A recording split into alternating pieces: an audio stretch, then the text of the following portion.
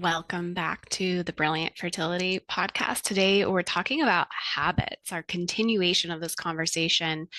Last episode, we talked about how there are some potentially not so great habits that could be sabotaging your fertility. And I don't love that word, honestly, because I know for a fact after years of studying the unconscious mind and hypnosis that we're always doing our best with what we can. And yes, it may feel like sometimes we are sabotaging a situation, um, but I actually don't love the energy behind that word because I feel like it just adds to another layer of feeling like, oh my God, I'm doing something wrong, I'm failing. And that's not helpful energy when it comes to making positive change, when it comes to opening ourselves up to receiving and conceiving. So let's dive into the habit conversation. All of us, I'm sure, have some habits that are maybe a little bit questionable. And I want to really emphasize that habits aren't just our actions. Habits can also be like some shortcuts that our brain creates to conserve energy. It can be thoughts which have become habitual. It can be ways of being that have emerged out of an adaptive strategy that maybe at one time served us really well. And these patterns come from our nervous system and our unconscious mind trying to keep us safe. I want to reassure you that bad habits are not due to lack of willpower or laziness. So if you've ever called yourself lazy, I want to call you back into a self trust and knowing that you are always doing the best you can and that you are not lazy. Why are these habits important, though? Why is it important to look at our actions, our thoughts, and our ways of being as habit? Well, part of it is that we're not always very conscious of our habits. If you recall back in the last episode, when I talked about my wild energy crash, and honestly, for like 2 weeks afterwards, I had to be so mindful of my habits. And that was helpful for me to have that reminder be like, hey, this is why we do things the way we do. This is why we eat a solid breakfast. This is why we don't overindulge in caffeine. So sometimes how our body might be responding physically with hormonal symptoms like PMS, with headaches or migraines, with irregular cycles, with unexplained fertility struggles, sometimes we can look at our habits and see where there's opportunity for change. And yes, I do believe that humans are capable of positive change. I see it every day. And why these habits matter for fertility? Well, these small, consistent habits, they can actually have a huge impact. Habits create predictability. Predictability reduces stress. Reduced stress supports your reproductive function. And I would argue that especially in the 2 week wait and other like higher stress phases of a fertility journey, for example, like the period of time going through IVF stimulation leading up to retrieval, the 2 week wait for any cycle, whether it's unmedicated or medicated transfer cycle, any of these times where we tend to have high stress, we're going to fall back on habits. So when we can create positive habits that really nourish us, we're likely going to see better results in the long run. So, if you've ever struggled to create a new habit or create good habits, I want to reassure you again that like you're not lazy, it's not for lack of willpower. There are a lot of common barriers to building new habits, and none of those are your fault. So, let's cover some of these common barriers. Number one is all or nothing thinking, believing that if you don't do it perfectly, it's not worth doing. Uh, Give yourself a little like check mark if you have succumbed to that thinking before, that black or white, all or nothing. It's one of the reasons that so many people fall off of the habit because, they get to the end of a week and they're like, oh my God, I only did it 3 times. So I'm failing. I'm not going to do it at all.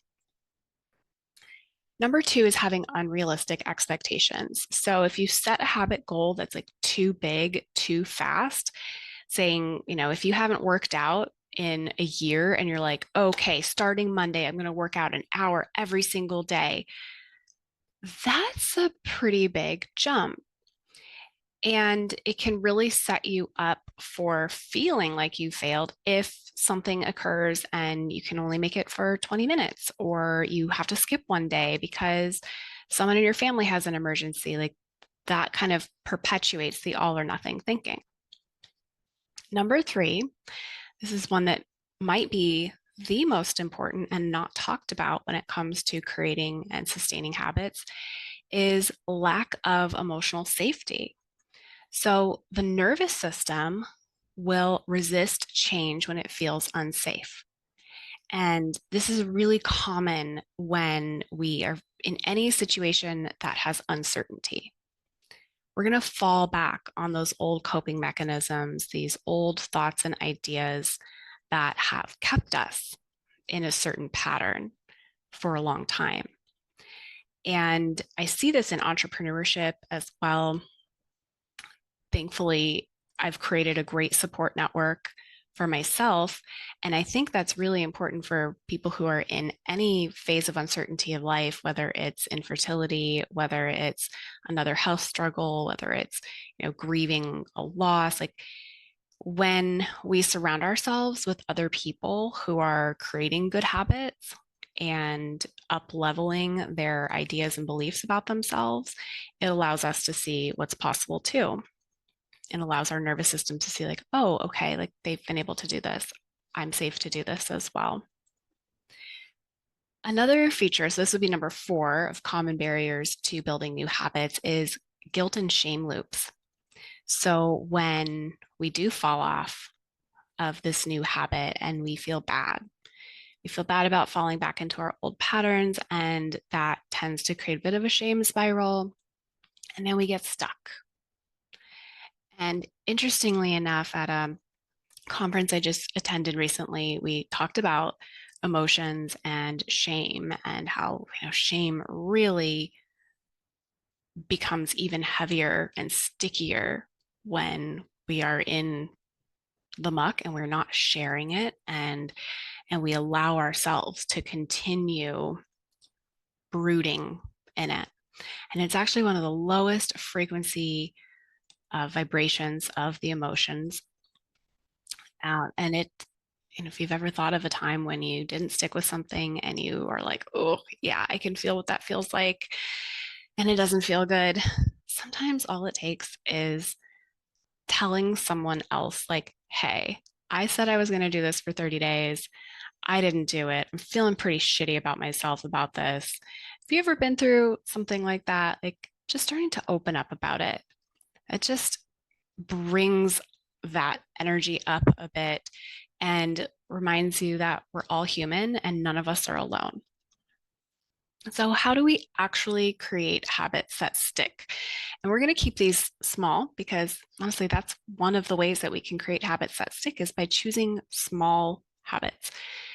Instead of saying, I'm going to meditate for an hour every single day, what if you started with 2 minutes of breath work every day? We all have 2 minutes a day. And you can set little reminders on your phone to do that.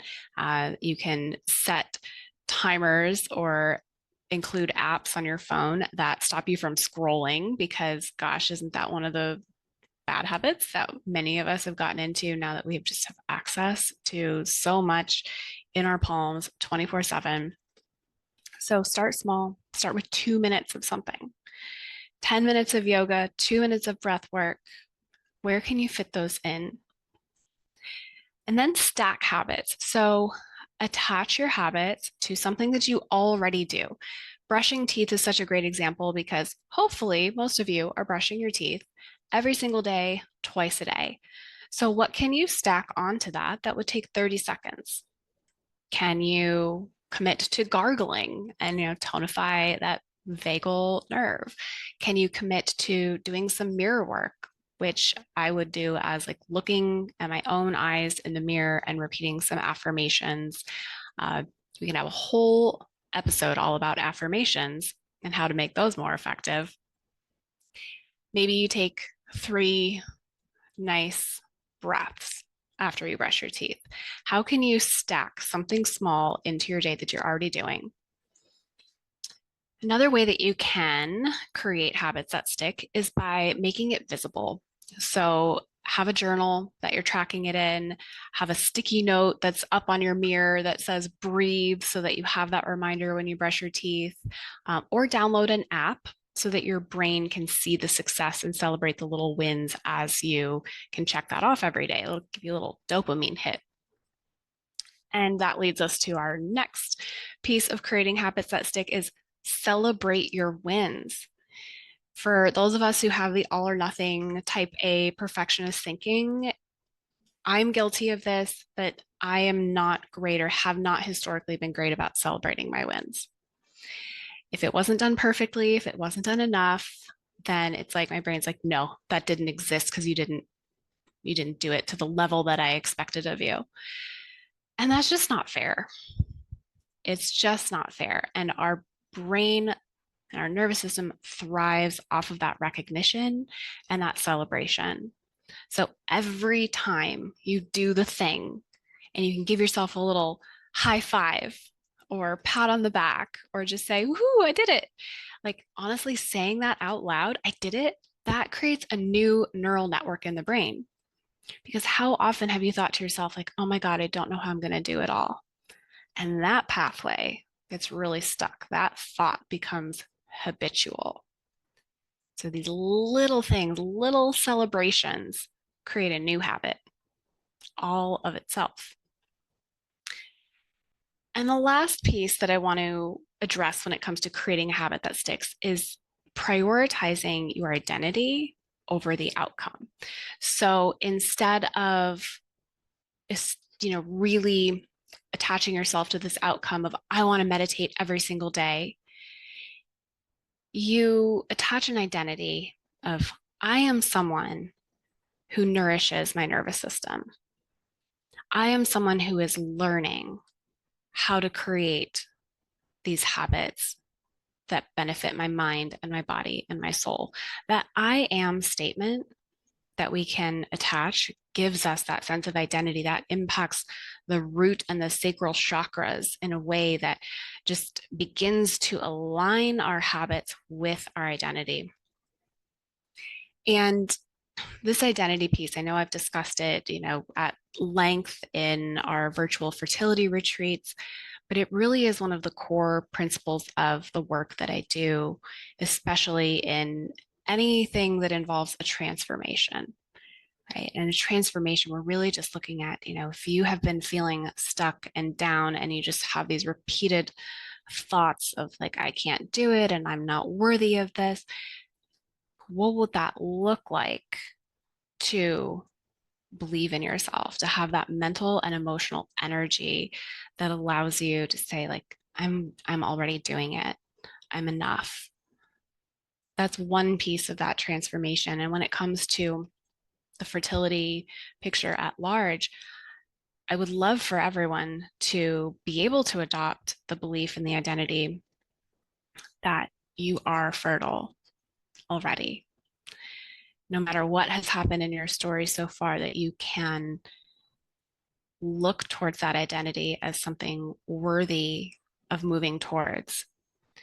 And knowing that there is a level of commitment, of discipline that will be involved when it comes towards moving to that. A question that I will often include in my work in helping people create better habits and even just making those small day-to-day decisions that can make a big difference is asking, if I were already this version of myself, if I were already the most fertile version of myself, if I already believed that my body was capable of conceiving and carrying a pregnancy to term, how would I be showing up in this situation? What decision would I be making?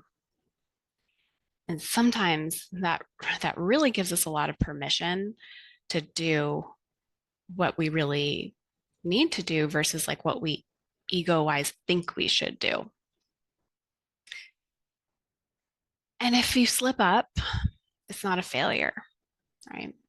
So bringing some compassion into this, some self-compassion when a habit doesn't stick right away. So slipping up isn't failure. It's simply a form of feedback to say, hey, like what resource do you need for this habit to actually stick? Or is this a habit that you actually need? Because I think sometimes we make assumptions that there's something that's quote unquote healthy and we're going to adopt that because it's good for us. But like, is it really what we need? So really allow yourself that compassion in and that feedback to discover what you as an individual need. And every time you return to the habit, you strengthen that pathway. So the return is part of the practice. And that's worth celebrating. The fertility journey already carries so much pressure. So habits should be a tool of support, not another thing that you just have to get perfectly and do it right, or else you're a failure, right? So learn some compassion, treat yourself as you might treat your best friend, or as you would imagine treating your future child who might be struggling with a habit. And remember that every time you return to the habit, you strengthen that pathway, and that just the returning to the habit is part of the practice. So, what could be some examples of a fertility supporting habit? In the morning, journaling some gratitudes, doing some gentle yoga stretches, drinking water, and getting some protein in before you have your coffee. Again, these are all just suggestions, and I by no means want you to end up with like a list of 20 to-dos. This is merely a suggestion of like, what does your body requirement for nervous system safety or physical nourishment? And beyond that, emotional processing and soul level alignment. So, what about habits for stress relief? Me doing meditation, breath work, acupressure points, or taking a daily walk. And how about with nutrition? You guys probably know at this point, I am a stickler about protein, but where can you make some little adjustments to your daily nutrition to get more antioxidants, to get more fiber, to get enough protein? And the last one I'm going to cover, the last group of habits that I'm going to cover is maybe the most important for the fertility journey or any phase of life that involves uncertainty, pressure, or the potential of feeling isolated. And these are connection habits.